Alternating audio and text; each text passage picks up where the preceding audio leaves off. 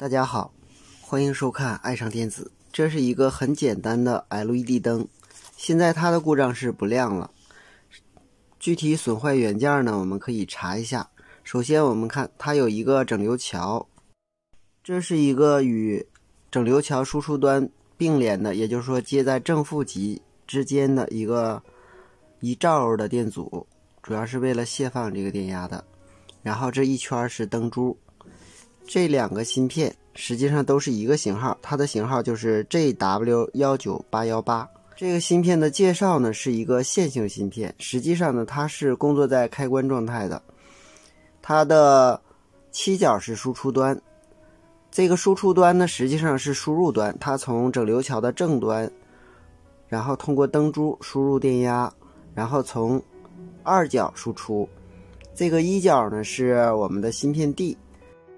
这个芯片 D 的引角呢在这里是直接接到我们这个灯珠的这端，也就是说这端这一排灯珠是接负极的，所以接到这个位置可以说是 D。 然后二角通过这个电流取样电阻再接到我们这个灯珠的这端，在这个电流取样电阻上得到压降来控制整机的电流。为什么要用两个芯片呢？而且并联的电阻都是 6.8 欧的，主要是为了限制单个芯片的电流，也就是说两个电流加起来正好是我们这个灯珠的整机电流，就是为了增大它的功率的。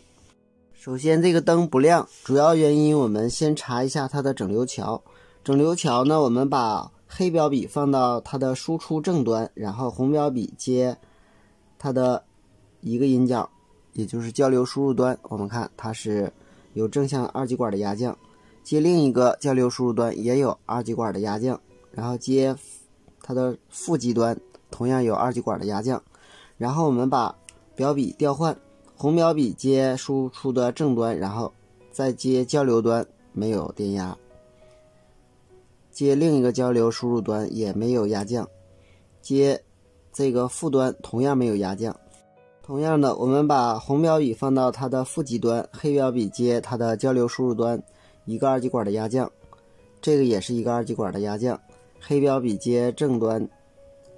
同样是一个二极管的压降，这证明这个整流桥是好的。下面我们测试灯珠，我们用万用表的二极管档测量这个灯珠是不能够被点亮的。那么怎么办呢？我们用电压档，然后我们用可调电源串上一个 10K 的电阻，可调电源可以是任意电压值，那么一般在20伏左右就可以了，因为有的灯珠呢它的耐压值很高，所以我们需要这个高一点的电压，这样呢它就能够测量出它的耐压值。在我们不接灯珠的时候，我们这个电压值现在是 21.6 伏，我们测量单个灯珠的耐压值，同时呢也能够把灯珠点亮。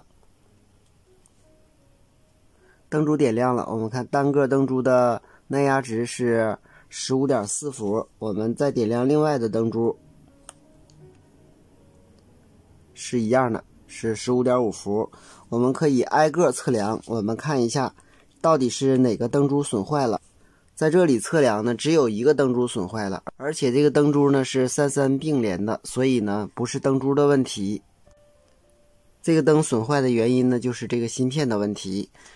把这两个芯片更换掉以后就能够正常了，因为这两个 6.8 欧的电阻也是正常的。